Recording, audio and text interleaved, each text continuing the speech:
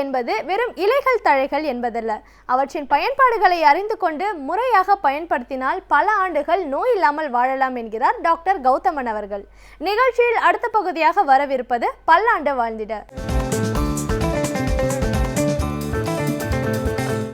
அன்பான கலைஞர் தொலைக்காட்சி நேயர்களுக்கு என்னுடைய இனிமையான காலை வணக்கங்கள்.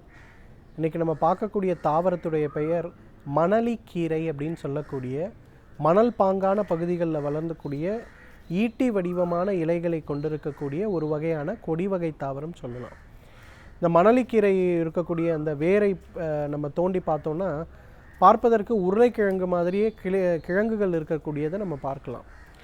மணலிக்கீரை பொதுவாக மணல் பாங்கான இடங்கள், ஆற்றங்கரைகள், ஏரிக்கரைகளில் நிறைய வளரக்கூடிய ஒரு வகையான தாவரம் சொல்லலாம்.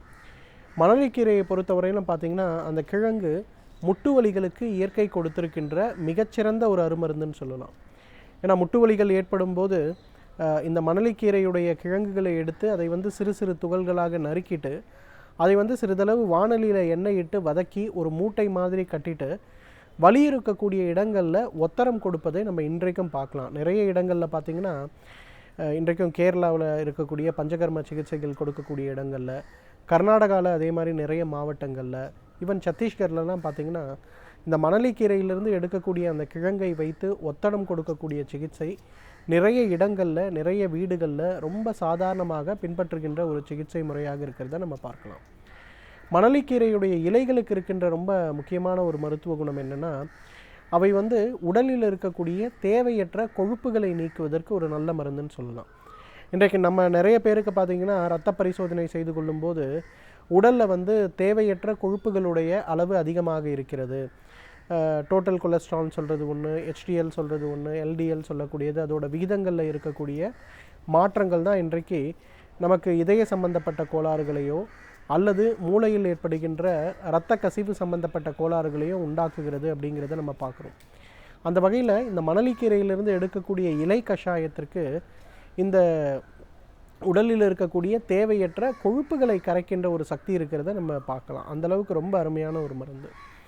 அதே போல் இன்றைக்கி அந்த வெரிகோஸ் வெயின் அப்படின்னு சொல்லக்கூடிய ஒரு பிரச்சனை, ஆண் பெண் இருபாலருக்கும் ஏற்படக்கூடிய பிரச்சனை. நிறைய பெண்கள், குறிப்பாக அதிகமாக நின்று வேலை செய்யக்கூடிய பெண்கள், பிரசவ காலத்திற்கு பிறகு தொடை பகுதிகளில், கால் பகுதிகளெல்லாம் பார்த்திங்கன்னா பச்சை பச்சையாக அந்த இரத்த குழாய்கள் நமக்கு தெரிவதை பார்க்கலாம். ஆண்கள் குறிப்பாக அதிகமாக பாரம் சுமப்பவர்கள், அதிக தூரம் நிற்பவர்கள், அதிகமாக நடப்பவர்கள், இவருக்கெல்லாம் பார்த்திங்கன்னா குறிப்பாக காவல்துறையில் இருக்கவங்க, அதே மாதிரி போர்ட்டர்ஸ், இவங்களுக்கெல்லாம் கால்லெல்லாம் அந்த இரத்த குழாய் புடைத்து பெரியதாக இருக்கிறத நம்ம பார்க்கலாம். அந்த மாதிரி இருக்கக்கூடியவர்களுக்கெல்லாம் நல்ல தீர்வளிக்கக்கூடிய ஒரு மருந்து இந்த மணலிக்கீரை தான். மணலிக்கீரையிலிருந்து எடுக்கக்கூடிய இலை கஷாயத்தை காலை வெறும் வயிற்றில் ஒரு 30 மில்லி, அதே போல் இரவு படுக்கும்போது ஒரு 30 மில்லி அப்படின்னு தொடர்ந்து கொடுக்கும்போது அந்த வெரிகோஸ் வெயின் சிறிது சிறிதாக மறைந்து குணமாவதை பார்க்கலாம். பொதுவாக மாடர்ன் மெடிசனில் பார்த்திங்கன்னா வெரிகோஸ் வெயினுக்கு பெரிய அளவில் மருந்துகளோ சிகிச்சைகளோ கிடையாது. இந்த ஸ்டாக்கிங்ஸ் மாதிரி ஒரு ஸ்டாக்கிங்ஸ் கொடுத்து அதை மட்டும்தான் யூஸ் பண்ண சொல்லுவாங்க. ஆனால் பாரம்பரிய மருத்துவத்தில், குறிப்பாக ஆயுர்வேத மருத்துவத்தில் பார்த்திங்கன்னா இந்த வெரிகோஸ் வெயின்ஸை குணப்படுத்துறதுக்கு நிறைய சிகிச்சைகள் இருக்குது. அந்த மாதிரி குணப்படுத்தக்கூடிய சிகிச்சைகளில் மிகவும் முக்கியமாக நம்ம உபயோகப்படுத்தக்கூடிய மூலிகை என்னன்னு கேட்டிங்கன்னா அந்த மணலிக்கீரை தான். மணலிக்கீரையை எடுத்து ஒரு 100 மில்லி தண்ணீர், 20 கிராம் அந்த மணலிக்கீரையுடைய இலைகளை இட்டு ஒரு 5 நிமிடம் காப்பி கொதிப்பு வைக்கிறது போல் கொதிக்க வைத்து வடிகட்டி எடுக்கக்கூடிய அந்த ஒரு கஷாயத்தை ஒரு 50 மில்லி அளவுக்கு காலை ஒரு முறை உணவுக்கு முன்பு, இரவு ஒரு முறை உணவுக்கு முன்பு அப்படின்னு சாப்பிட்டு வரும்போதே 3 மாத காலத்திலேயே வெளிப்புறமாக தெரிந்த அந்த நரம்புகள் எல்லாமே மறைந்து போகிறத நம்ம பார்க்க முடியும். ஒரு 6 மாத காலம் ஆறும்போது பார்த்திங்கன்னா காலுக்கு வெளியே புடைத்து தெரிந்து கொண்டிருக்கக்கூடிய இரத்த குழாய்கள்லாம் சிறிது சிறிதாக அந்த அழுத்தங்கள் குறைந்து மறைந்து போக முடியும். இந்த ஜெய்ப்பூரில் இருக்கக்கூடிய தேசிய ஆயுர்வேத மருத்துவ நிறுவனத்தில் என்ன பண்ணியிருக்காங்கன்னா, மணலிக்கீரையிலிருந்து எடுக்கக்கூடிய இந்த ஒரு கஷாயத்தை வெரிகோஸ் வெயின் சம்பந்தப்பட்ட நோயாளிகளுக்கு கொடுத்து அது டாப்லர் டெஸ்ட்டுன்னு ஒரு டெஸ்ட் பண்ணுவாங்க. அதை இந்த மருந்துகள் கொடுப்பதற்கு முன்பும் மருந்துகள் கொடுத்த பிறகும் பார்த்திங்கன்னா தொடர்ந்து அதை கொடுத்து என்ன வகையான மாற்றங்கள் ஏற்பட்டிருக்கிறது அப்படின்னு சொல்லி அவங்க டாக்குமெண்ட் செய்து பார்க்கும்போது அந்த டாப்லர் ஸ்கேனில் மிகப்பெரிய அளவில் மாற்றம் ஏற்பட்டதை டாக்குமெண்ட் பண்ணியிருக்காங்க. இது ஒரு ஆரம்ப கட்ட ஆராய்ச்சி. இது வெற்றி பெறுகின்ற வகையில் பார்த்திங்கன்னா மணலிக்கீரையிலிருந்து எடுக்கக்கூடிய அந்த ஒரு கஷாயம் உலகம் முழுவதும் பிரபலமாவதற்கு நிறைய வாய்ப்புகள் இருக்கிறது. அதே போல் மணலிக்கீரை பார்த்திங்கன்னா உடல் கொழுப்பு, அதே போல் வயிற்றுப்பகுதியில் இருக்கக்கூடிய தசைகளில் சேர்ந்து இருக்கக்கூடிய தேவையற்ற கொழுப்புகளை நீக்குவதில் ஒரு மிகச்சிறந்த மருந்துன்னு சொல்லலாம். பொதுவாக பாரம்பரிய மருத்துவத்தில் உடல் எடை குறைப்பு, ஒபேசிட்டி மேனேஜ்மெண்ட் அப்படின்னு ஒரு ட்ரீட்மெண்ட் வரும்போது மணலிக்கீரையிலிருந்து எடுக்கக்கூடிய அந்த இலைகளை நன்றாக அரைத்து வயிற்றுப்பகுதி, பிட்டப்பகுதி, தொடைப்பகுதி இந்த இடங்கள்லாம் ஒரு 10 போல் போட்டு ஒரு மணி நேரம் வைத்து அதன் பிறகு வெந்நீர் வைத்து குளிக்க செய்வாங்க. இதை ஒரு தொடர் சிகிச்சையாக ஒரு 6 மாத காலம் தொடர்ந்து செய்யும்போது எந்த உள்ளுக்கு சாப்பிடுகின்ற மருந்துகளும் இல்லாமல் வெறும் வெளிப்புறமாக இதை தடவி வரும்போதே அதிக உடற்பயிற்சி கூட இல்லாமலே பார்த்திங்கன்னா வயிற்றில் இருக்கக்கூடிய அந்த பெரிய ஒரு தோற்றம் குறைவதை பார்க்கலாம். குறிப்பாக கருவுற்று இருக்கக்கூடிய பெண்கள் அந்த சிசேரியன் ஆப்ரேஷனுக்கு பிறகு நிறைய பேருக்கு ஏற்படுகின்ற ஒரு கம்ப்ளைண்ட் என்னென்னா, என்னோடய வயிறு குறையவே இல்லை, இப்போவும் கர்ப்பமாக இருக்குமான்னு கேட்குறாங்க, அந்தளவுக்கு அந்த ஆப்ரேஷன் பிறகு என்னோடய வயிறு குண்டாகவே இருக்குன்னு சொல்லக்கூடிய பெண்கள் நிறைய பேர் இருக்காங்க. அந்த மாதிரி இருக்கக்கூடியவர்களுக்கு வெளிப்புறமாகவே இந்த மணலிக்கீரையுடைய இலைகளை எடுத்து நன்றாக மைய அரைத்து ஒரு பேக் போடுற மாதிரி வயிறு பகுதி, பிட்டப்பகுதி, இடுப்பு பகுதி, அதே போல் தொடைப்பகுதிகளில் போட்டு 1 மணி நேரம் அப்படியே வைத்து விட வேண்டும். அல்லது நீராவியை கொண்டு கொடுக்கக்கூடிய அந்த நீராவி குளியல் கொடுக்க வேண்டும். அதன் பிறகு பார்த்திங்கன்னா வெந்நீர் வைத்து குளித்து விட வேண்டும். இதை ஒரு 3 மாதம் செய்தாலே உடலுடைய அந்த இன்ச்சஸில் வரக்கூடிய வித்தியாசங்களை நம்ம பார்க்க முடியும். ஒரு 6 மாதம் இதை தொடர்ந்து செய்து கொண்டிருந்தாலே நமக்கு வயிறு நன்றாக உள்ளே போயிருப்பதை நம்ம கவனிக்க முடியும். ஆண்கள் கூட இன்றைக்கு நிறைய பேர் பார்த்திங்கன்னா அதிகமாக உடற்பயிற்சி இல்லாத காரணத்தினாலும் அதிக அளவு அசைவ உணவுகளையும் மது அருந்தக்கூடிய பழக்கங்களை வைத்திருப்பதாலும் அவர்களுடைய வயிற்றுப்பகுதியில் பார்த்திங்கன்னா எப்போ பார்த்தாலும் இந்த மாதிரி வயிறு பானை போல் வீங்கி இருக்கிறத நம்ம பார்க்குறோம். நிறைய குழந்தைகள் இன்றைக்கு அவர்களுக்கு தைராய்டு சுரப்பி சம்பந்தப்பட்ட கோளாறுகள் இருக்கிறதுனால சில குழந்தைகளுக்கு பார்த்திங்கன்னா அவங்களுக்கு உடலில் ஏற்படக்கூடிய மெட்டபாலிக் ப்ராப்ளம்னால தேவையற்ற உணவுகள், அதே போல் அதிகமான மாமிச உணவுகளை உண்பதால், குறிப்பாக இந்த கோழிக்கறி சம்பந்தப்பட்ட உணவுகளை உண்பதால் குழந்தைகள் கூட நிறைய பேர் பார்த்திங்கன்னா இன்றைக்கு ரொம்ப பெரிய அளவு உருவத்தோடு இருக்காங்க. அவர்கள் கூட மிக சுலபமாக இந்த மணலிக்கீரையிலிருந்து எடுக்கக்கூடிய இலைகளை நன்றாக அரைத்து கழுத்திலிருந்து கால் வரை அவங்க உடம்பு பூரா அதை தடவிட்டு ஒரு வாரத்திற்கு 2 முறை 3 முறை இதை தொடர்ந்து செய்கின்ற ஒரு பழக்கத்தை வைத்து கொண்டாலே அவர்களுடைய உடல் எடையில் நல்ல மாற்றம் வரதை பார்க்கலாம். அதே போல் அதற்கேற்றாற்போல் உணவு கட்டுப்பாடுகளும் சேர்ந்து உபயோகப்படுத்தும் போது ஒரு மாதத்திற்கே 2-3 கிலோ அளவுக்கு உடல் எடை குறைவதை நம்ம பார்க்கலாம். மணலிக்கீரை சிறுநீர் பெருக்கின்னு சொல்லுவோம். இந்த கோடை காலத்தில் நிறைய பேருக்கு பார்த்திங்கன்னா ஆண் பெண் இருபாலருக்குமே அதிகமாக சிறுநீர் கழிக்கின்ற ஒரு சூழல் இல்லாமல் இருக்கும். சிறுநீர் கழிக்கும்போது கடுமையான எரிச்சல் ஏற்படுகின்ற ஒரு சூழல் இருக்கும். அவர்கள் கூட பார்த்திங்கன்னா மிகச் சுலபமாக இந்த மணலிக்கீரையிலிருந்து எடுக்கக்கூடிய இலைகளை நன்றாக கொதிக்க வைத்து காலை ஒரு வேளை மட்டும் ஒரு மூலிகை தேநீர் பருகுவது போல பருகினாலே இந்த கோடை காலத்தில் ஏற்படுகின்ற சிறுநீர் சம்பந்தப்பட்ட பாதிப்பு, அதே போல் சிறுநீரில் ஏற்படுகின்ற எரிச்சல் சம்பந்தப்பட்ட பிரச்சனைகள் மறைவதை பார்க்கலாம். எனவே நேயர்களே, மணலிக்கீரையை பொறுத்தவரையிலும் இது இயற்கை நமக்கு கொடுத்திருக்கின்ற மிகச்சிறந்த அருமருந்து. தகுந்த மருத்துவ ஆலோசனையின் பேரில் சரியான முறைப்படி இதை உபயோகப்படுத்தினோமேயானால் நம்மாலும் பல்லாண்டு காலம் ஆரோக்கியமாக வாழ்ந்திட முடியும். எழுத்தாளர் மனுஷபுத்திரன் அவர்கள் நாள்தோறும் சமூக கருத்துக்களை முன்வைத்து அதற்கான தீர்வுகள் என்ன என்பதை பற்றி நம்மிடையே பேசிக்கொண்டு வருகிறார். அந்த வகையில் இன்றைக்கு என்ன கருத்துக்களை நமக்காக கொண்டு வந்திருக்கிறார் என்பதை கவனிக்கலாம். நிகழ்ச்சியில் அடுத்த பகுதியாக வரவிருப்பது தீதும் நன்றும்.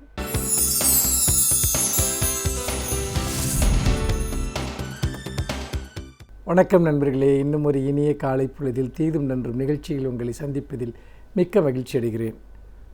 இந்த பூமியை மனிதர்கள் ஒரு மிகப்பெரிய குப்பை தொட்டியாக மாற்றிவிட்டார்கள் என்கிற ஒரு குற்றச்சாட்டு என்பது நவீன யுகத்தில் மிக ஆழமாக ஒலிக்கிறது. இன்னும் சொல்லப்போனால் மனிதர்கள் தங்களுடைய ஆதாரமான வளங்களை பெருமளவிற்கு சூறையாடி விட்டார்கள் என்பது மட்டுமல்ல, தொடர்ந்து மனிதர்களுடைய நவீன கண்டுபிடிப்புகளும் தொழில்நுட்பங்களும் பூமியை மேலும் மேலும் மாசடைய வைக்கின்றன, பூமிக்கு மிகப்பெரிய சுமையாக மாறிக்கொண்டிருக்கின்றன என்கிற ஒரு குற்றச்சாட்டு மிக ஆழமாக இருக்கிறது.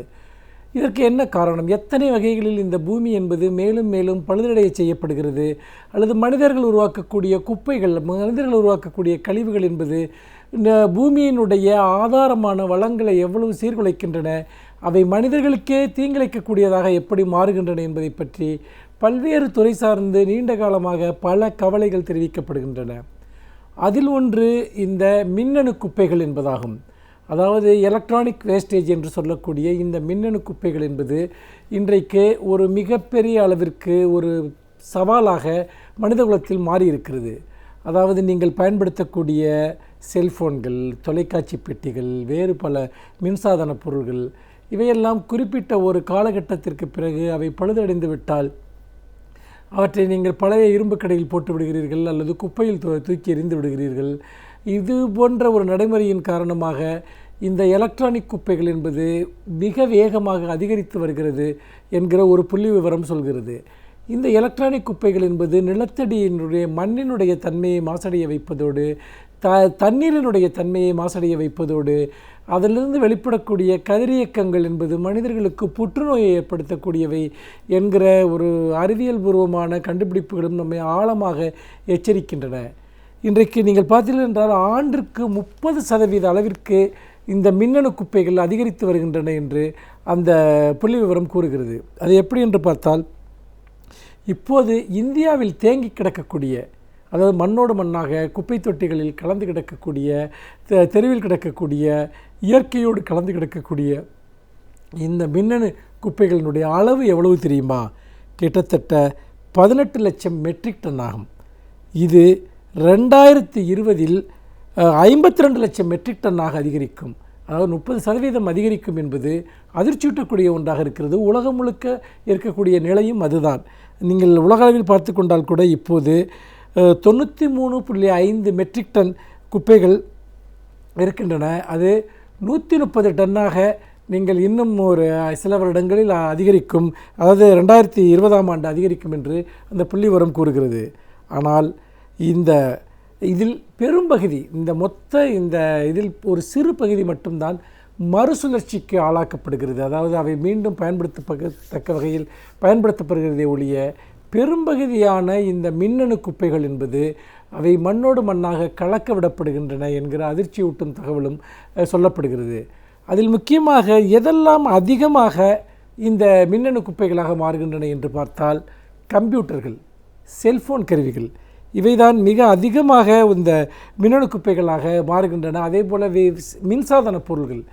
இது எப்படி நடக்கிறது என்பதை பார்க்க வேண்டும். இதற்கு பொதுவாக என்ன ஒரு கருத்து சொல்லப்படுகிறது என்று சொன்னால், இந்தியாவில் மக்கள் தொகை அதிகரித்து விட்டது, அதோடு மட்டுமல்ல மக்களிடம் நிறைய பணப்புழக்கம் இருக்கிறது, வாங்கும் சக்தி இருக்கிறது, அதனால் நிறைய இந்த மின்னணு பொருள்களை வாங்கி அவர்கள் அதை பயன்படுத்துகிறார்கள், அதன் காரணமாக இந்த மின்னணு குப்பைகள் என்பது அதிகரித்து கொண்டே செல்கிறது என்று ஒரு காரணம் சொல்லப்படுகிறது. ஆனால் இந்த காரணம் என்பது முழு உண்மை அல்ல. ஒரு சிறிய உண்மை சொல்லப்பட்டு ஒரு பிரம்மாண்டமான ஒரு உண்மை இதற்கு பின்னால் மறைக்கப்படுகிறது. அது என்னவென்று தான் நாம் இன்றைக்கு பேசப்போகிறோம். மனிதர்கள் அதிகமான அளவில் மின்னணு பொருள்களை பயன்படுத்துவதனால் இந்த மின்னணு கழிவுப் பொருள்கள் அதிகரிப்பதில்லை. மாறாக கழிவுகளை உற்பத்தி செய்யக்கூடிய வகையில், அதிகமான மின்னணு கழிவுகள் சேரக்கூடிய வகையில் நம்முடைய நவீன தொழில்நுட்ப முறைகளே இருக்கின்றன என்பதை நாம் நடைமுறையில் பார்க்கிறோம். இதை நான் ஒரு சில உதாரணங்களின் மூலம் சொல்ல விரும்புகிறேன். அதாவது மறைந்த என்னுடைய தந்தையார் ஒரு கடிகாரம் வைத்திருந்தார். கிட்டத்தட்ட அந்த கடிகாரம் என்பது 80 ஆண்டுகள் பழமையான ஒரு கடிகாரம். அது அவருடைய தந்தையார் காலத்திலிருந்து அவருக்கு கிடைத்தது. அந்த பெண்டுலத்தின் மூலமாக ஓடக்கூடிய அந்த கடிகாரம் கிட்டத்தட்ட 80 ஆண்டு காலம் அவரிடம் இருந்தது. பழுதடையாமல் 80 ஆண்டு காலம் அந்த கடிகாரம் ஓடிக்கொண்டிருந்தது என்பதை நீங்கள் கவனிக்க வேண்டும்.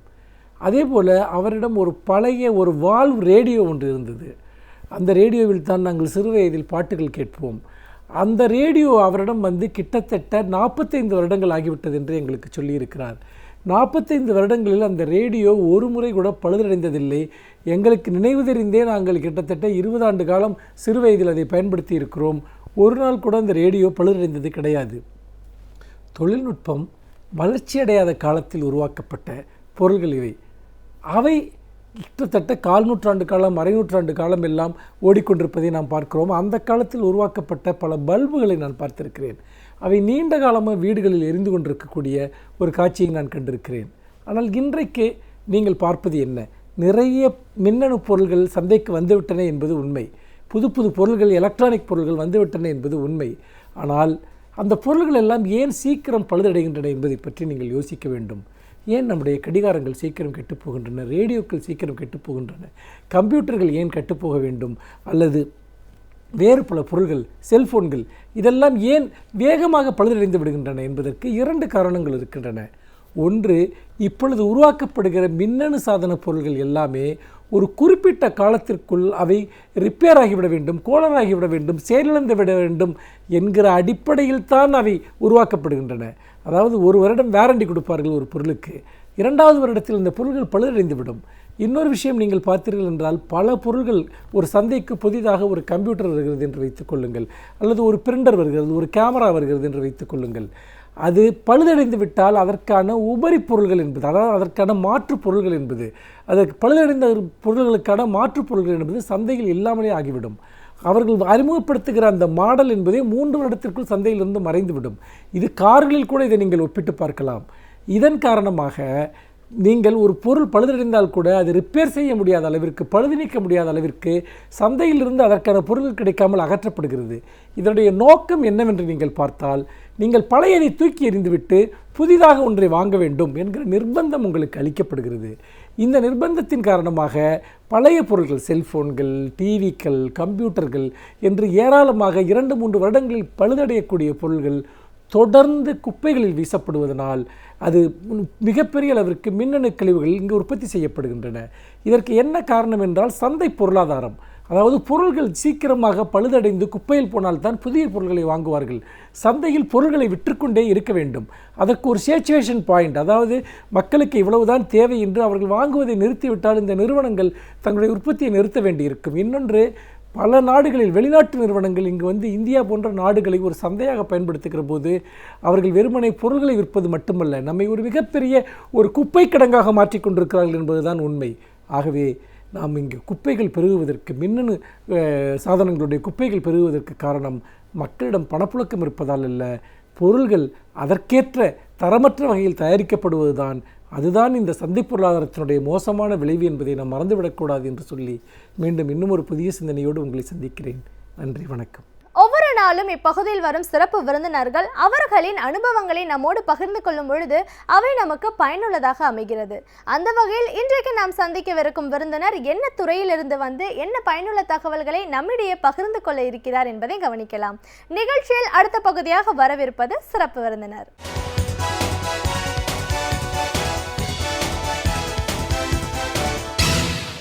வணக்கம் நேர்களே, விடியலேவா நிகழ்ச்சியின் சிறப்பு விருந்தினருக்கான நேரம் இது.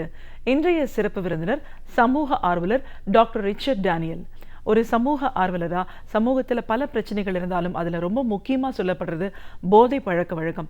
இந்த மதுவுக்கு அடிமையானவங்களோட வாழ்க்கை எந்த அளவுக்கு மோசமாக மாறுது, அதிலிருந்து அவங்க மீண்டு வரணும், மறுவாழ்வு கொடுக்கணும் அப்படின்னும் போது என்ன மாதிரியான பணிகள் எல்லாம் இவங்க செஞ்சுட்டு இருக்காங்கன்னு பல விஷயங்களை, கருத்துக்களை நாம் அவர்கிட்ட கேட்டு தெரிஞ்சுக்கலாம். வணக்கம் சார். வணக்கம். ஒரு சமூக ஆர்வலராக எங்கள் நிகழ்ச்சிக்கு உங்களை நாங்கள் முதல்ல வரவேற்கிறோம்.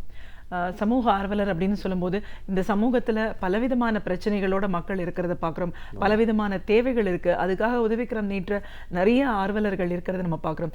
அதுலேயும் இன்னும் குறிப்பாக சொல்லணும் அப்படின்னா மது, போதை பழக்க வழக்கத்துக்கு அடிமையானவங்க அப்படின்னு பார்க்கும்போது அவங்களோட எதிர்காலம் ஒரு பெரிய கேள்விக்குறியாக இருக்குது. நீங்கள் அதை முழுக்க முழுக்க அவங்களுக்கு மறுவாழ்வு கொடுக்கணும் அப்படிங்கிறதே ஒரு முழு பணியாக எடுத்து இப்போ செஞ்சிட்ருக்கீங்க. ஸோ இந்த மறுவாழ்வு அப்படின்னு நம்ம சொல்கிறதுக்கு முன்னாடி இந்த மாதிரியான ஒரு பழக்க வழக்கம் ஒரு மனிதனை எந்த அளவுக்கு மோசமான நிலைக்கு கொண்டு போகுது, எந்த காலகட்டத்தில் இவங்களை அறியாமலே இப்படி ஒரு பழக்க வழக்கத்துக்கு இவங்க வந்துடுறாங்க, அதுலேருந்து மீட்டெடுக்கணும் அப்படின்னும் போது பெற்றோரோட பங்களிப்பு, அவங்களோட கடமை என்னவா இருக்குது, இப்படி நிறைய விஷயங்களை எங்கள் நேர்களோட நீங்கள் முழுமையாக பகிர்ந்துக்கணும் சார்.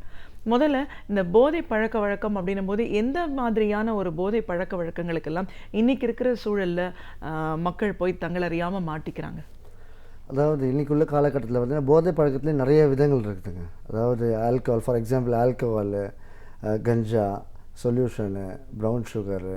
ஸோ அதாவது அப்யூஸ் பண்ணுறது தான், அதாவது யூஸ்ஃபுல்லான பொருளை அப்யூஸ் பண்ணுற, அதுக்கு நான் அடிக்ட் ஆகிறது தான் அடிக்ஷன். ஸோ பேசிக்காக எந்த பொருளுக்கு வேணாலும், அதாவது எந்த பொருள் எனக்கு பிடிச்சி போய் அதை தொடர்ச்சியாக நான் பண்ணும் போதோ அதுக்கு நான் அடிக்ட் ஆகிறேன்.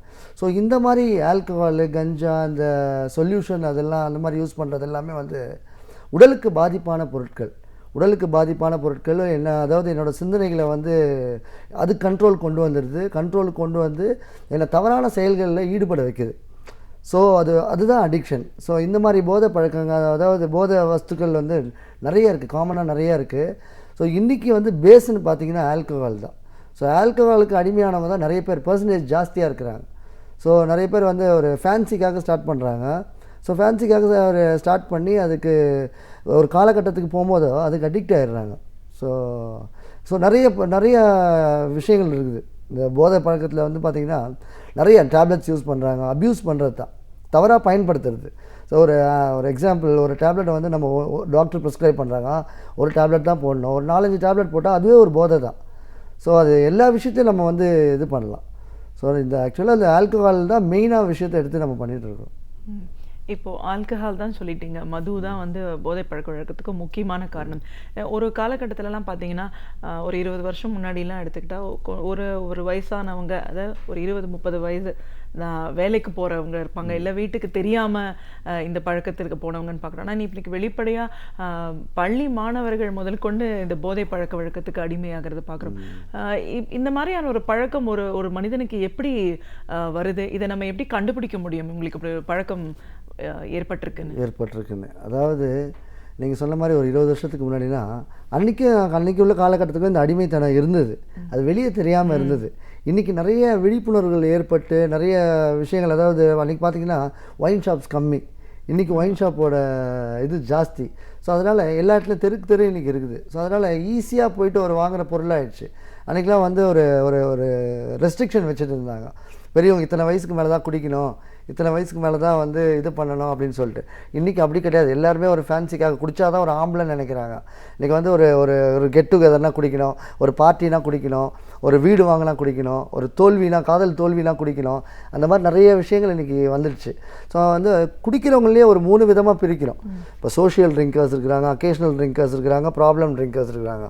இப்போ அக்கேஷனல் ட்ரிங்கர்ஸ் வந்து விழா காலங்களில் குடிக்கிறவங்க. நீங்கள் சொன்ன மாதிரி அந்த காலகட்டத்தில் வந்து ஒரு குடும்பத்தில் எல்லோரும் 4 பேர் ஒன்றா சேர்ந்தால் அன்றைக்கி குடிப்பாங்க. அது வீட்டில் எல்லோரும் ஒன்றா இருப்பாங்க, மனைவிமார் இருப்பாங்க, அக்கா தங்கச்சி இருப்பாங்க, அன்றைக்கி சாப்பிடுவாங்க, வீட்டில் எல்லாம் சமைச்சு சாப்பிடுவாங்க. அதோட next year Pongal, Deepavali, Christmas அந்த மாதிரி ஒரு அக்கேஷனாக சாப்பிடுவாங்க. ஸோ அடுத்தது சோஷியல் ட்ரிங்கர்ஸ், ரெகுலராக சாப்பிட்றவங்க இருக்கிறாங்க. அவங்களுக்கு தெரியும் அவங்களோட அளவு என்னென்னு, அவங்க குறிப்பிட்ட அளவு சாப்பிடுவாங்க, அவங்களால யாருக்கும் எந்த தொந்தரவும் இருக்காது. ஸோ அவங்களுக்கு அந்த குடி பிரச்சனை கிடையாது, அவங்க வந்து அந்த அடிமைத்தனத்தில் மாட்ட மாட்டுறாங்க. ஸோ அந்த ப்ராப்ளம் ட்ரிங்கர்ஸை எடுத்துக்கிட்டிங்கன்னா அவங்க குடித்தாலே பிரச்சனை தான். யாருக்கு பிரச்சனைனா உடல் ரீதியாக அவரோட உடலுக்கு அவர் பிரச்சனையை ஏற்படுத்திக்கிறாரு. அவரோட ஆகாரத்தை அவரால் சரியாக சாப்பிட முடியல, அவரால் சரியாக தூங்க முடியல. ஸோ அவரால் மற்றவங்களுக்கும் பிரச்சனை. வீட்டில் மனைவி இருக்காங்கன்னா மனைவியோட தூக்கம் போகுது, குழந்தைங்க இருக்காங்கன்னா அவங்களோட தூக்கம் போகுது, அவங்களோட படிப்பை ஸ்பாயில் பண்ணுறாரு. ஸோ அது மாதிரி நிறைய போயிட்டே இருக்கும். நீங்கள் எடுத்துக்கிட்டிங்கன்னா அவரோட ஒர்க் ஸ்பேஸில், அவரோட ஃபேமிலி இதில், சோஷியலாகவும் நிறைய, அதாவது இல்லீகல் கான்டாக்ட்ஸு. ஸோ அது மாதிரி எல்லாமே இந்த அடிக்ஷனில் தான் வர்றது. ஒருத்தருக்கு இது ஒரு பழக்கமாக இருந்தது, அது இல்லாமல் முடியாதுன்ற அந்த ஒரு அடிமை லெவலுக்கு வந்து எவ்வளோ காலகட்டத்தில் போயிடுறாங்க?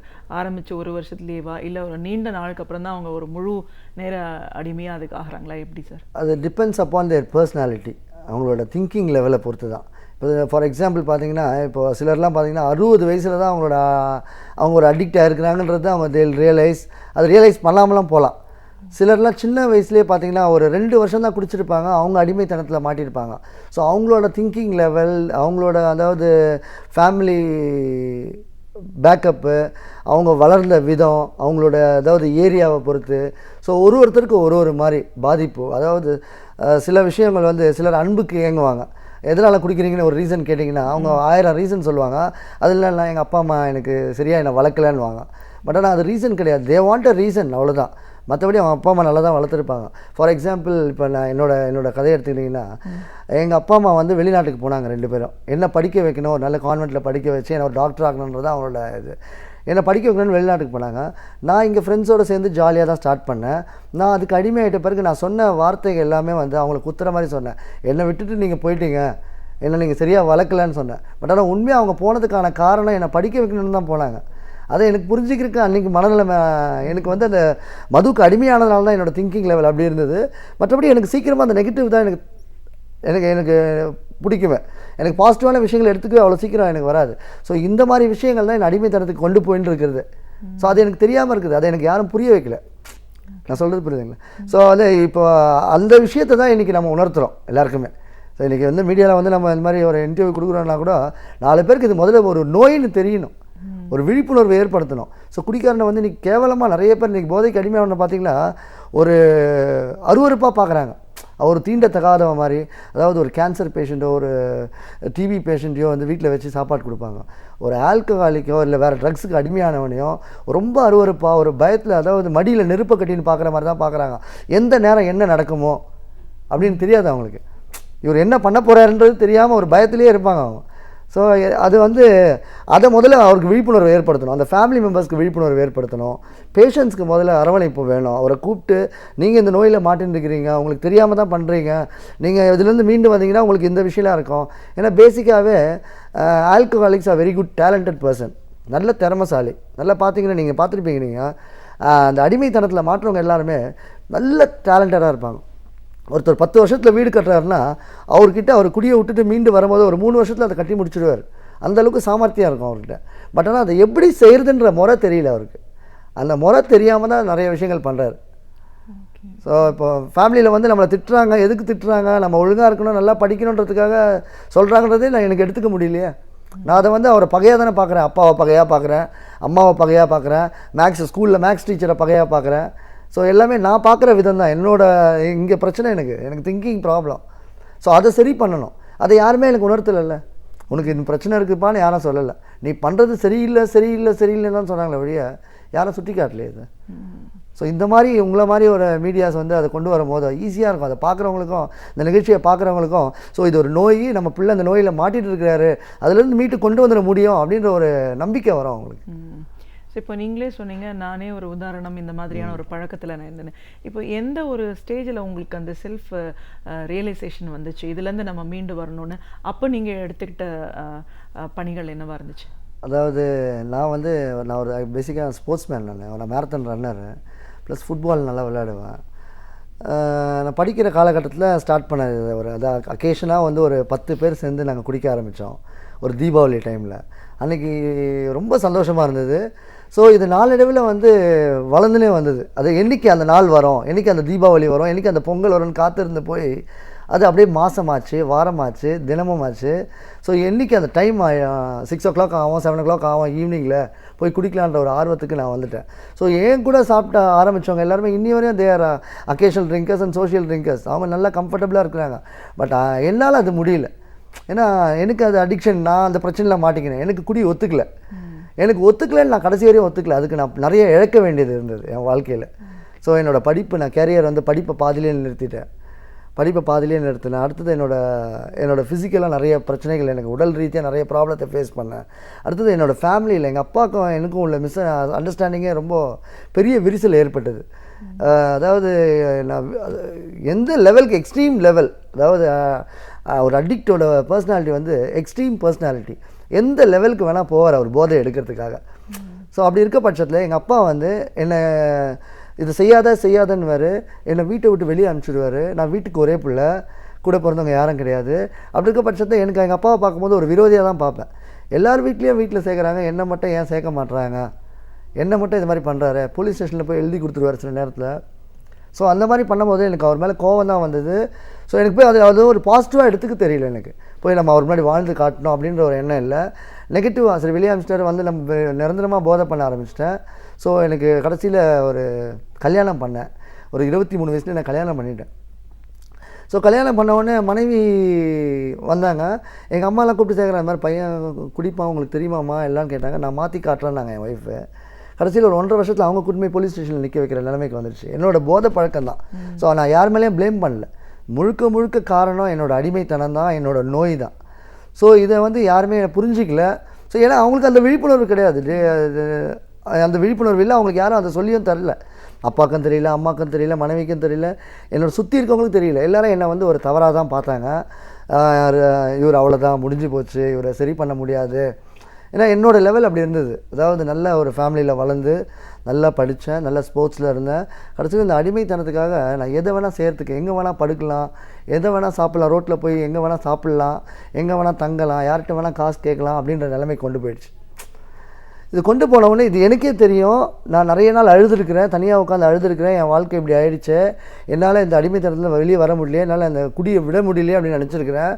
பட் ஆனால் திரும்பியும் எனக்கு அந்த குடியை தான் திருப்பி குடிக்கணும். நான் குடிச்சிட்டு சந்தோஷமாக இருக்கணும்னு தான் நினச்சேன். குடி எனக்கு சுத்தமாக ஒத்துக்கலன்றதை நான் ஒத்துக்கவே இல்லை. இது அப்புறமா நாளடைவில் என்ன ஆகுதுன்னா, எங்கள் அம்மா ஒரு நாள் நான் எல்லாத்தையும் இழந்து, என் மனைவி எங்கே போனாங்கன்னு தெரியாது, என் குழந்தைங்க எங்கே படிக்கிறாங்கன்னு தெரியாது, எங்கள் அப்பா என்னை வீட்டில் சேர்க்க மாட்டேன்றாரு. நான் ஸ்ட்ரீட்ஸில் இருக்க ஆரம்பிச்சிட்டேன். ஸ்ட்ரீட்ஸில் இருந்து ஆரம்பிக்கும் போது எனக்கு சாப்பாடு இல்லை, படுக்கிறதுக்கு இடம் கிடையாது. அந்த மாதிரி நேரத்தில் எங்கள் அம்மா ஒரு நாள் என்னை ரோட்டில் பார்க்குறாங்க. பார்த்துட்டு அவங்களும் அழுகுறாங்க, நானும் அழுகுறேன். நான் ஒருத்தர் பின்னாடி சேஸ் பண்ணிட்டு போகிறேன் காசு கேட்குறதுக்கு, யாருனே தெரியாதவர், அவர் சேஸ் பண்ணிட்டு போகிறேன். எங்கள் அம்மா பார்க்குறாங்க, அவங்களும் அழுகுறாங்க, நானும் அழுகுறேன். எனக்கும் தெரியுது நான் பண்ணுறது ரொம்ப அசிங்கமான ஒரு அருவருப்பான காரியம்னு. எங்கள் அம்மா கேட்குறாங்க, என்ன இதுக்காக உன்னை பெற்றேன் அப்படின்றாங்க. எனக்கு பதில் சொல்ல முடியல.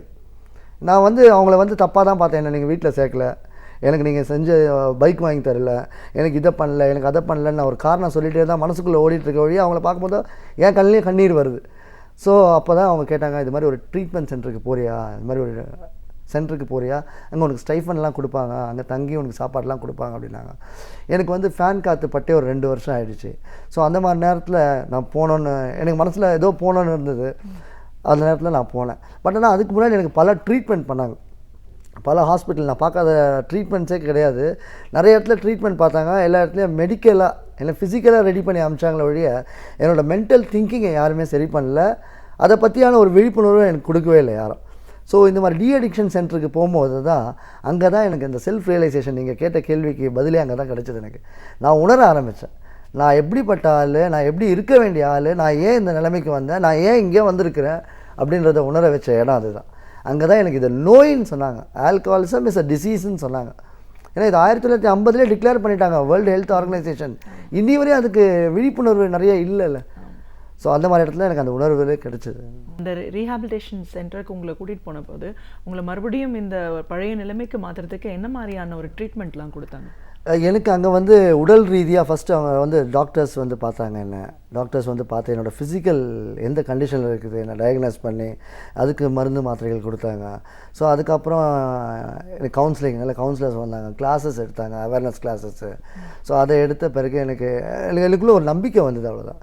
எனக்கு ஒரே ஒரு விஷயம் கொடுத்தாங்க, உன்னால் வாழ முடியும், இது ஒரு நோயில் அடிமையாகிட்டப்பா, நீ கண்டிப்பாக உன்னால் ஜெயிக்க முடியும்னு சொன்னாங்க. ஸோ அதெல்லாம் கேட்கும்போது எனக்கு உண்மையாகவே ஒரு புது வார்த்தையாக இருந்தது. எனக்கு நான் போகாத இடம் கிடையாது. எனக்கு நிறைய ஃப்ரெண்ட்ஸ் ஜாஸ்தி. நான் ஸ்கூல் படிக்கும்போது எனக்கு நிறைய ஃப்ரெண்ட்ஸு. எனக்கு எல்லாருமே என்கிட்ட சொன்னது என்னன்னா, நாங்கள்லாம் சண்டேஸில் குடிக்கிறோமே அது மாதிரி நீ குடிக்கலாமேன்னாங்க. டாக்டர்ஸ் கிட்ட போகும்போது அளவாக சாப்பிடுன்னு சொன்னார் ஒரு டாக்டரு. ஸோ வேறு எதுனா ஒரு நல்ல போலீஸ் ஃப்ரெண்ட்ஸ்லாம் பார்க்கும்போது அவங்க சொன்னாங்க, நாங்களும் தான்ப்பா சண்டேஸில் சாப்பிட்றோம், அது மாதிரி சண்டேஸில் சாப்பிடுனாங்க. எங்கள் அம்மா சொல்லியிருக்கிறாங்க, வீட்டில் வாங்கிட்டு வந்து சாப்பிடுப்பா, ஏன்ப்பா அது மாதிரி பண்ணுற அப்படின்னு கேட்டிருக்காங்க.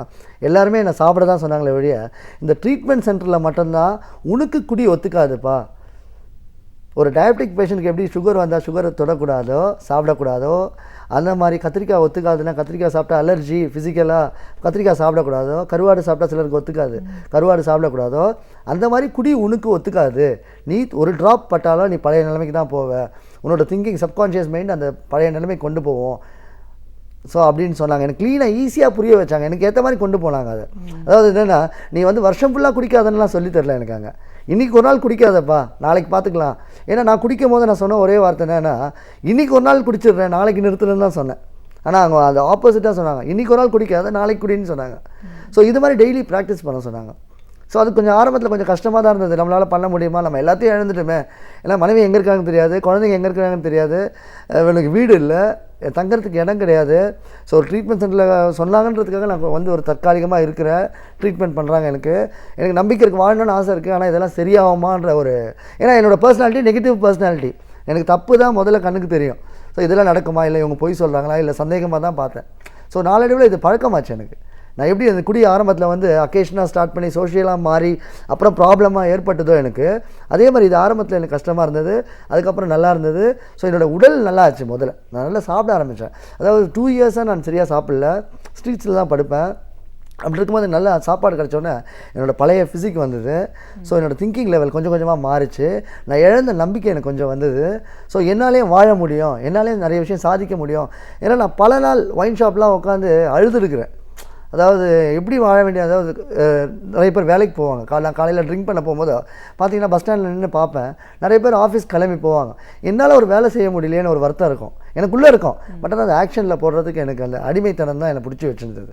இந்த ஆல்கஹால் மேலே நான் வச்சிருந்த லவ், நான் அதை ரொம்ப நேசித்தேன். அதாவது அதுவும் என்னை நேசிச்சது, நானும் அதை நேசிச்சேன்னு சொல்ல முடியாது. விடவே இல்லை. நான் எவ்வளோ பிரச்சனைகள், எவ்வளோ இழந்த பிறகும் என்னால் அதை விடவே முடியல.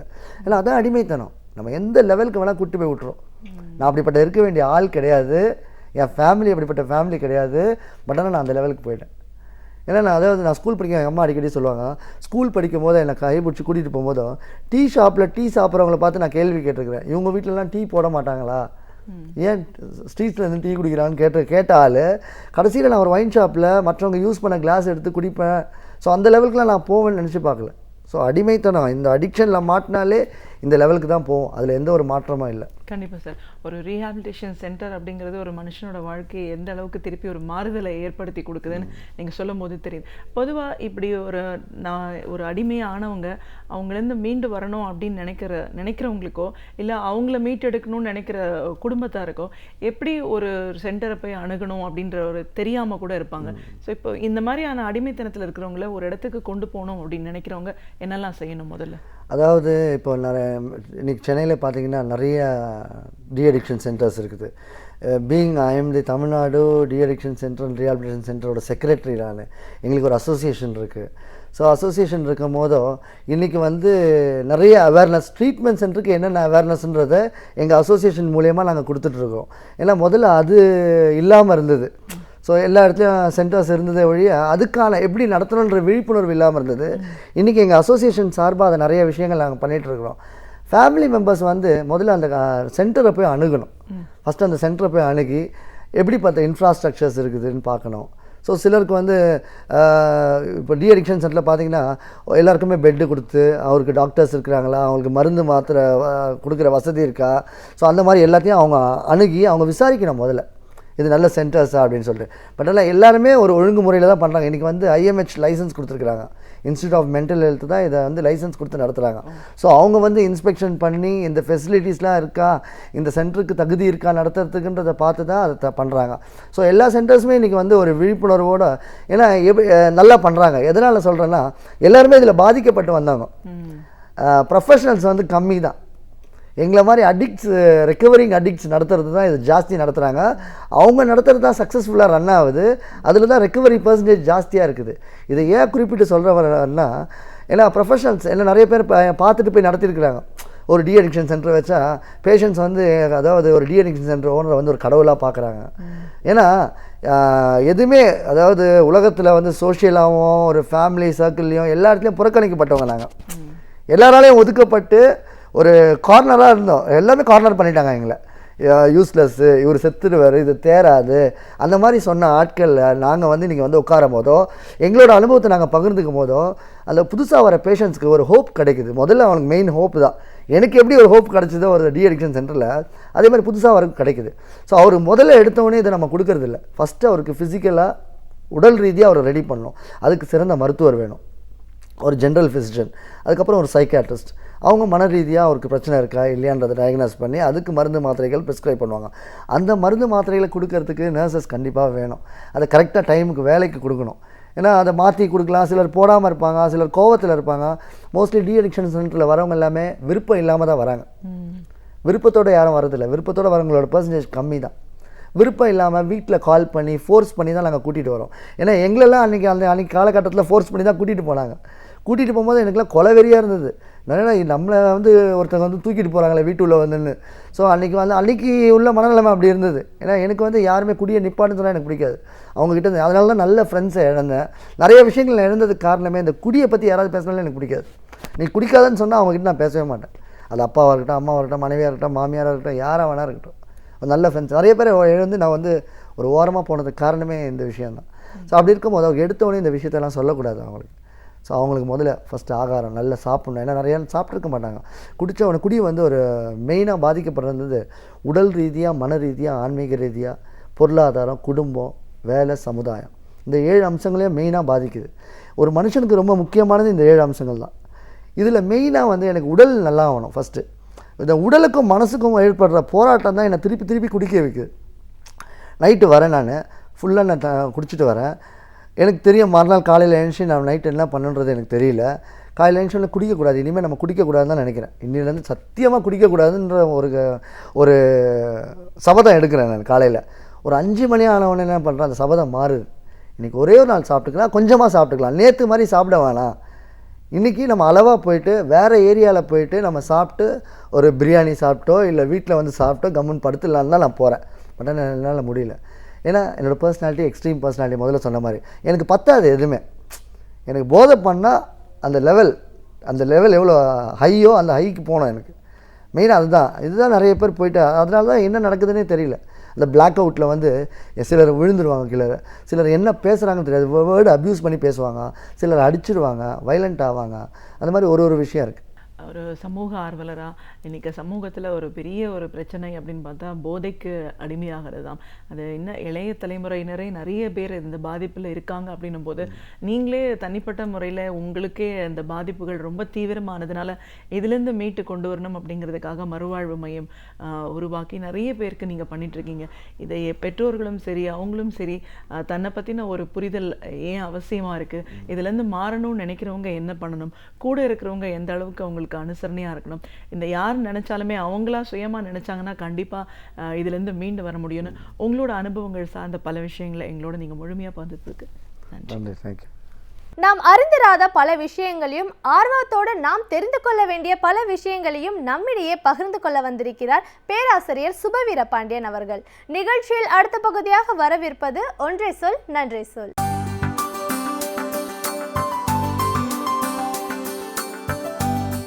அனைவருக்கும் என் அன்பு வணக்கம்.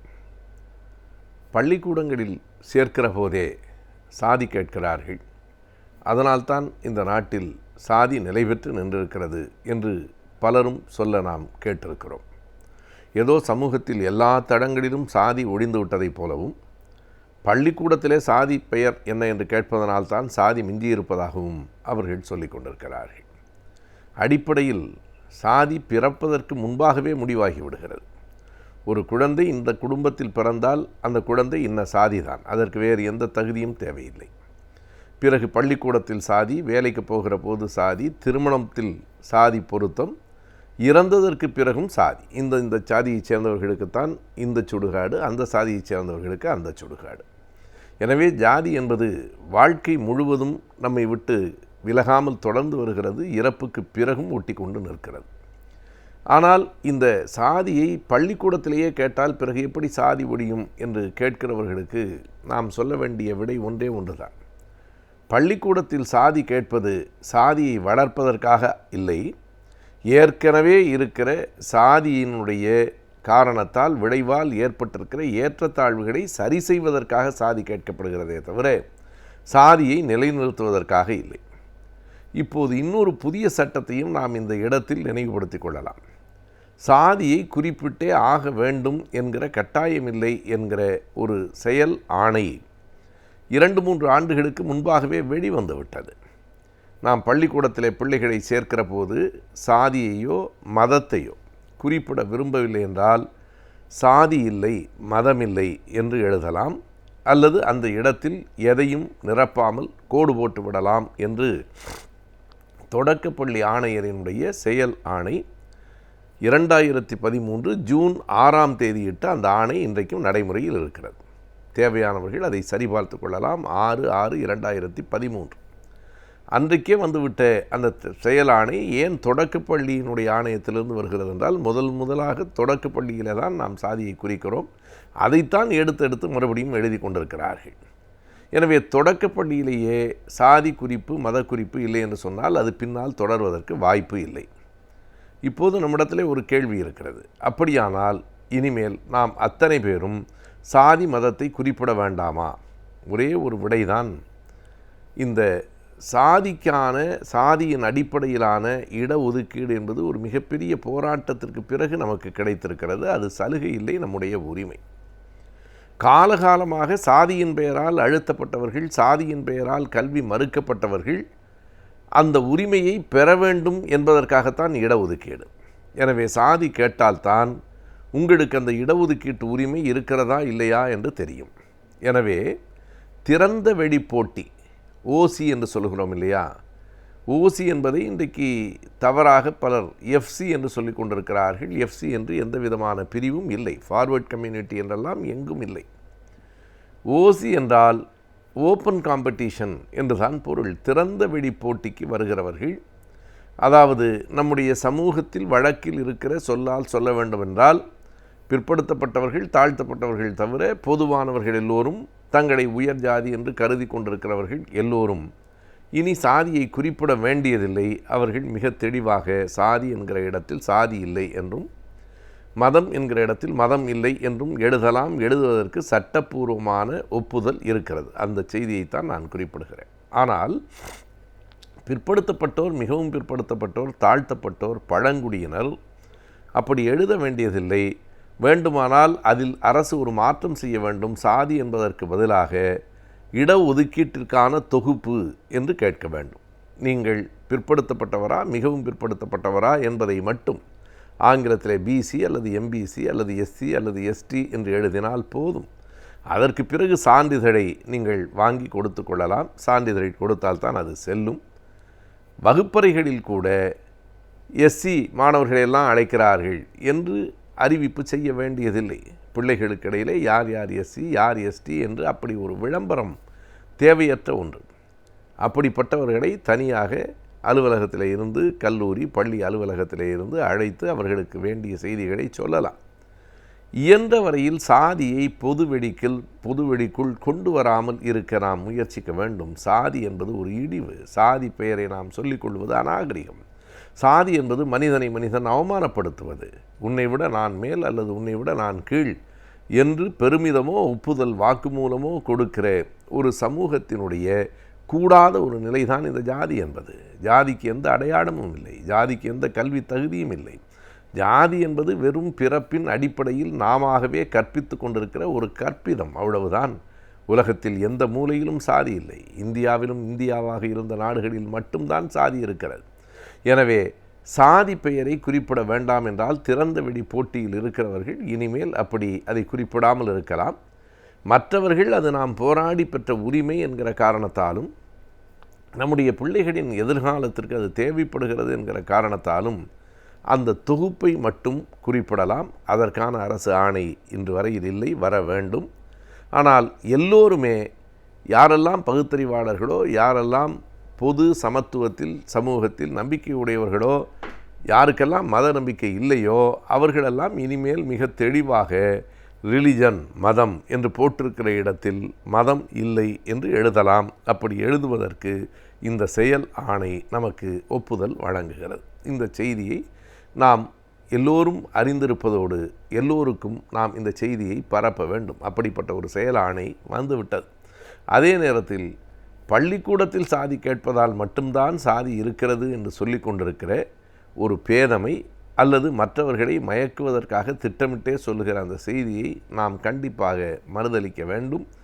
பகுத்தறிவாளர்களில் பலரும் கூட ஏன் சார் பள்ளிக்கூடத்தில் சாதி கேட்கணும் என்று கேட்பதை நான் பார்த்திருக்கிறேன். சாதி கேட்பது சாதியை வளர்ப்பதற்காக அல்ல, சாதியை மாற்றுவதற்காகத்தான். ஆகையினால் இரண்டுக்கும் இடையில் இருக்கிற வேறுபாடுகளை நாம் புரிந்து கொள்ள வேண்டும். பொதுவாக சமூக தளங்களில் நாம் சாதியற்றவர்களாக, பள்ளி தொழில் போன்ற இடங்களில் நாம் உரிமையை பெறுவதற்காக அந்த சாதி தொகுப்பை குறிப்பிடுகிறவர்களாக இருக்கலாம். அதில் பிழை இல்லை. அது இனியும் கூட குறிப்பிட்ட சாதி என்று சொல்லாமல் ஒரு பொது தொகுப்பு என்று வருகிற போது ஏறத்தாழ 4000 பிரிவுகளாக இருக்கிற சாதியை குறைந்தது ஒரு 5 பகுப்புகளுக்குள்ளாக அடக்கிவிடலாம். திறந்த வெளி போட்டி, பிற்படுத்தப்பட்டோர், மிகவும் பிற்படுத்தப்பட்டோர், தாழ்த்தப்பட்டோர், பழங்குடியினர் என்று 5 பிரிவுகளாக நாம் பகுத்து விடலாம். கால மாற்றங்கள் நிகழ்கிற போது இந்த சாதியின் அடிப்படையிலான இடஒதுக்கீட்டை நாம் ஒழித்து விடலாம். எப்போது சாதியை ஒழித்து விடுகிறோமோ அப்போது சாதி அடிப்படையிலான இடஒதுக்கீட்டையும் நாம் ஒழித்து விடலாம். திருமணமாக நாங்கள் சாதி பார்ப்பதில்லை. இறுதியாக பிணத்தை அடக்கம் செய்வதோ எரிப்பதோ நாங்கள் சாதி பார்ப்பதில்லை என்று ஒரு நிலைக்கு சமூகம் வந்துவிடுமானால் இடஒதுக்கீட்டிற்கும் நாம் சாதி பார்க்க வேண்டிய அவசியமில்லை. எனவே சமூகத்தில் சாதி இருக்கிற வரையில் சாதியின் பெயரால் இடஒதுக்கீடு இருக்கும். சமூகத்தில் சாதியை ஒழித்துவிட்டு இடஒதுக்கீட்டை ஒழிப்பது பற்றி நாம் கண்டிப்பாக சிந்திக்கலாம். அதுவரையில் காத்திருக்கத்தான் வேண்டும். சர்க்கரை நோயாளிகளின் எண்ணிக்கை நாளுக்கு நாள் அதிகரித்து கொண்டே வருகிறது. சர்க்கரை நோயை எப்படி கட்டுப்பாட்டிற்குள் கொண்டு வரலாம் என்பதை பற்றி இன்றைய ஆலோசனை நேரத்தில் காணலாம்.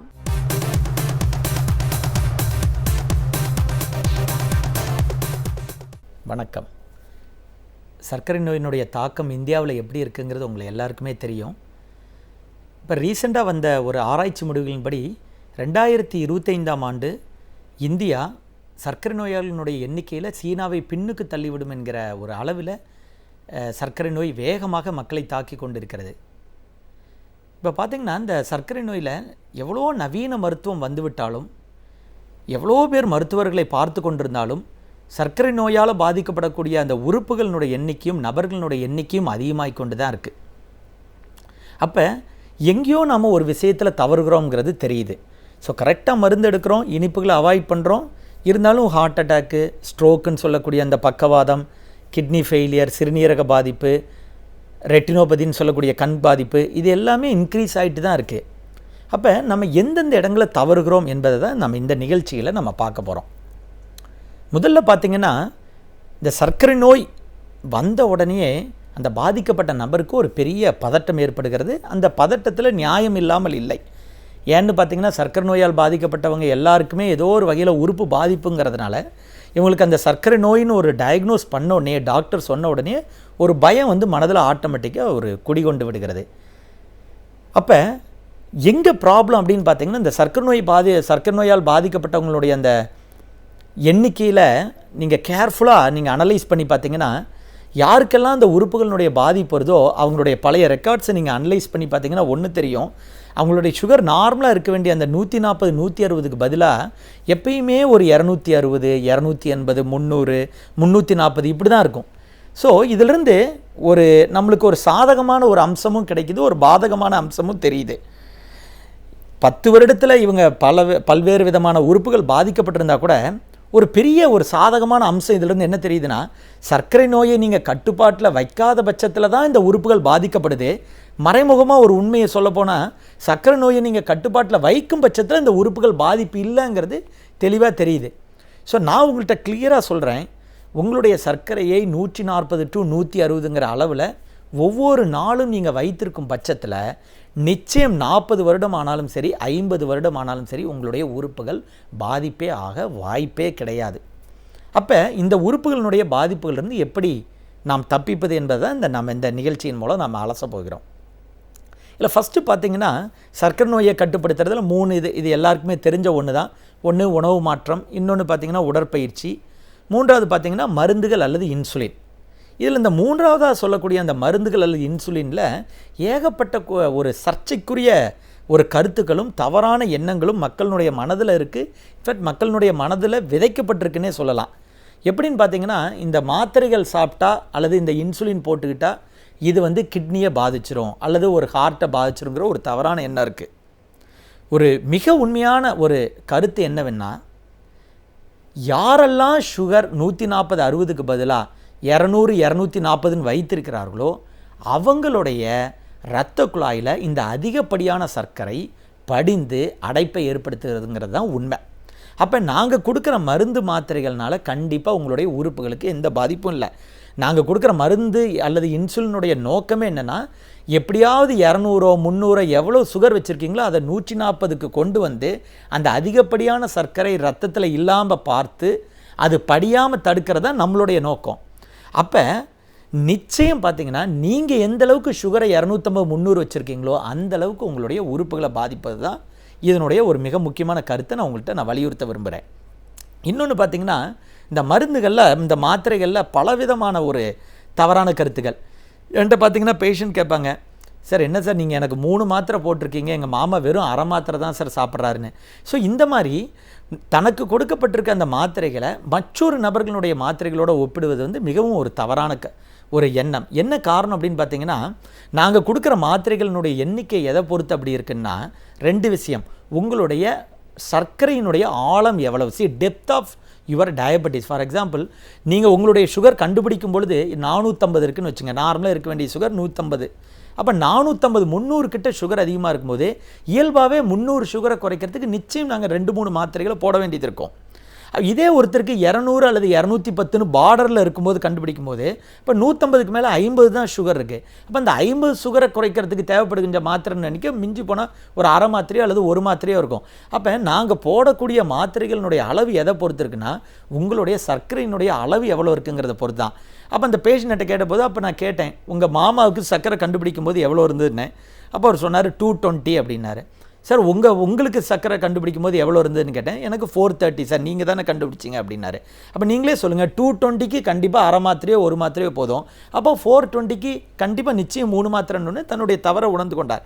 அப்போ இந்த 220 420ங்கிறது நம்ம கையில் இல்லை. இப்போ ஒருத்தருக்கு சர்க்கரை கண்டுபிடிக்கும் பொழுது 470 வரும், திடீர்னு 220 வரும்.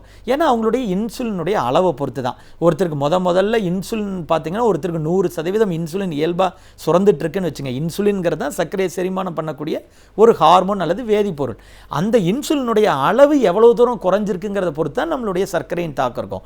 100% சுரக்க வேண்டிய ஒரு இடத்துல வெறும் 30% தான் ஒருத்தருக்கு சுரக்குது. 70% கிட்ட பற்றாக்குறைனா அவர் 4 இட்லி சாப்பிட்டுட்டு 2 மணி நேரம் கழித்து சுகர் எடுத்து பார்த்தா 450 இருக்கும். ஏன்னா அந்த 4 இட்லியிலிருந்து வரக்கூடிய சிறிதளவு சர்க்கரையை செரிமானம் பண்ணுறதுக்கு கூட அவருடைய உடலில் இன்சுலின் இல்லை. கிட்டத்தட்ட 70% லாஸ். இதே பார்த்திங்கன்னா 100% சுரக்க வேண்டிய இடத்துல ஒருத்தருக்கு வெறும் 20% தான் பற்றாக்குறை, 80% கிட்ட சுரக்குது அப்படின்னா அவர் நல்லா பொங்கல் அல்வா என்ன சாப்பிட்டாலும் அவருடைய சுகர் 220 தான் இருக்கும். அது காரணம் அந்த பொங்கல் என்ன இனிப்பு சாப்பிட்டாலும் அதிலிருந்து வரக்கூடிய சர்க்கரையை செரிமானம் பண்ணக்கூடிய அளவுக்கு ஓரளவுக்கு அவருடைய இன்சுலினுடைய அளவிற்கு பற்றாக்குறை குறைவாக இருக்குங்கிறத பொறுத்து. அப்போ ஒருத்தருடைய மாத்திரை நிர்ணயிக்கப்படுவது நிச்சயம் சர்க்கரையினுடைய அளவை பொறுத்து தான். உங்களுடைய சர்க்கரையினுடைய அளவு நிர்ணயிக்கப்படுவது உங்களுடைய உடலில் இயல்பாக இன்சுலின் எவ்வளவு சுரக்குதுங்கிறத பொறுத்து தான். ஸோ இதை புரிஞ்சுக்கிட்டாவே போதும். இன்னொரு சிலர் கேட்பாங்க, சார் என்ன சார் 7-8 மெடிசன் இருக்குது அப்படிம்பாங்க. சில பேஷண்ட்லாம் கேட்கும்போது அப்போ இதுக்கெல்லாம் என்னென்னு பார்த்தீங்கன்னா, இந்த சர்க்கரை நோய் வருவதற்கு மிக முக்கியமான காரணம் உங்களுக்கு தெரிஞ்சது என்னென்னா உடற்பயிற்சியின்மை, ஒரு தவறான உணவு பழக்க வழக்கங்கள், ஒரு ஸ்ட்ரெஸ்ஃபுல் அமைதியற்ற ஒரு வாழ்க்கை, ஸ்ட்ரெஸ்ஃபுல் லைஃபு, ப்ளஸ் ஒரு உடல் பருமன். இப்போ இது எல்லாமே சர்க்கரை நோய் வருவதற்கு காரணம். ஆனால் இதில் இன்னொரு பெரிய ஆச்சரியப்படத்தக்க விஷயம் என்னென்னா, இந்த சர்க்கரை நோய் வருவதற்கான இந்த காரணம் நான் சொன்னலே, இந்த எல்லா காரணங்களும் தான் பிபி ப்ரெஷர் வர்றதுக்கும் சரி அல்லது அவருக்கு கொழுப்பு கொலஸ்ட்ரால் வர்றதுக்கும் இந்த காரணங்கள் தான் காரணம். அப்போ ஒருத்தருக்கு சர்க்கரை நோய் வருவதற்கான காரணங்கள் இதெல்லாம் இருக்கும் பட்சத்தில் அவருக்கு சர்க்கரை நோய் மட்டும் இல்லாமல் இயற்கையாகவே கொலஸ்ட்ராலும் இயற்கையாகவே அவருக்கு பிபியும் ரைஸ் ஆக ஆரம்பிச்சிருது. ஏன்னா காரணம் எல்லாத்துக்குமே ஒன்று தான். அப்போ நாங்கள் என்ன பண்ணுவோம்னா, இந்த சர்க்கரை நோய்க்கு தனியாக மாத்திரைகள், அப்போ அந்த கொழுப்புச்சத்துக்கு தனியாக மாத்திரைகள், அப்போ பிபிக்கு தனியாக மாத்திரைகள், அப்போ இந்த மாத்திரைகள்லாம் சேரும் பொழுது ஆட்டோமேட்டிக்காக அந்த மாத்திரைகளினுடைய எண்ணிக்கை அதிகமாகி விடுகிறது. சரி, இப்போ இந்த மாத்திரைகள் எண்ணிக்கை அதிகமாகி விடுகிறது, ஏன் இவ்வளவு போடணுமா அப்படின்னு பார்த்தீங்கன்னா, நான் சொன்ன மாதிரி இந்த 3 வியாதிகளும் வருவதற்கு காரணங்கள் எப்படி ஒன்றாக இருக்கோ அதே மாதிரி இந்த 3 வியாதிகளினுடைய இலக்கும் ஒன்று தான். இந்த 3 வியாதிகளுமே நம்ம கிட்னி, ஹார்ட்டுக்கு போகிற ரத்த குழாய், கண்ணுக்கு போகிற ரத்த குழாய்களில் அடைப்பை ஏற்படுத்தி சேதத்தை உண்டாக்குறது. அப்போ ஒரு ஆள் தாக்குவதை விட 3 ஆள்கள் தாக்கினால் அப்போ அதனுடைய காயங்கள் எப்படி இருக்கும், பலமாக இருக்கும். இப்போ எங்களை பொறுத்தவரை மருத்துவர்கள் நாங்கள் என்ன நினைப்போன்னா, எந்த அளவுக்கு அதனுடைய ரத்த குழாயில் இருக்க அடைப்பை எந்த அளவுக்கு நாங்கள் அதை சரி பண்ண முடியுமோ அந்த அளவுக்கு தான் நாங்கள் ட்ரை பண்ணுவோம். இப்போ நீங்கள் அந்த மாத்திரைகளுடைய எண்ணிக்கை அதிகம் வேண்டாம்னு நினச்சிங்கன்னா அதற்கு ஒரே ஒரு வழி, நீங்கள் முறையான உடற்பயிற்சி, முறையான உணவு முறை எடுத்துக்கொண்டால் ஆட்டோமேட்டிக்காக கொலஸ்ட்ரால் குறைஞ்சி விடும். தானா கொலஸ்ட்ரால் மாத்திரை எடுத்துடலாம், பிபி மாத்திரை அதையும் ரிமூவ் பண்ணிடலாம், சர்க்கரைக்கு போடக்கூடிய மாத்திரைகளினுடைய அளவை பாதியாக குறைத்து விடலாம். ஆகையால் எங்களுடைய பங்கு 50%, உங்களுடைய பங்கும் 50% என்று கூறிக்கொண்டு விடைபெறுகிறேன். நன்றி, வணக்கம்.